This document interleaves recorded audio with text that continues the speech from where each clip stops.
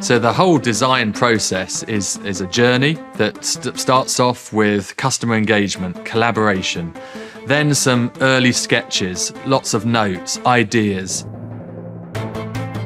Next come your first concepts. Build those concepts visually and present them to the customer so they can get those early ideas of what they're thinking, what you're thinking. Have you kind of begun to hit the mark? From there, once you've got their sign-off or their kind of approval, you would then build those concepts to what I would call a level 3. So you start off level 1, maybe develop to a level 2, and then a level 3 concept that would be signed off for subject matter, for the narrative, for the approach, for the colours. And now you're building in all the security within that document.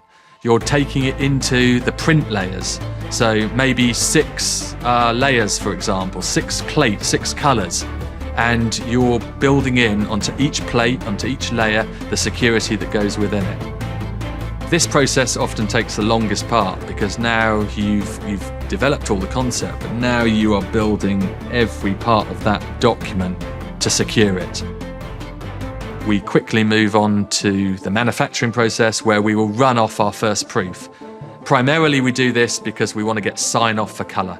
And so then the customer comes to the printing factory, in our case in Malta, and they will have a look at the design itself at proofing level. Once we get that final sign-off for proofing, we will then ultimately run the project.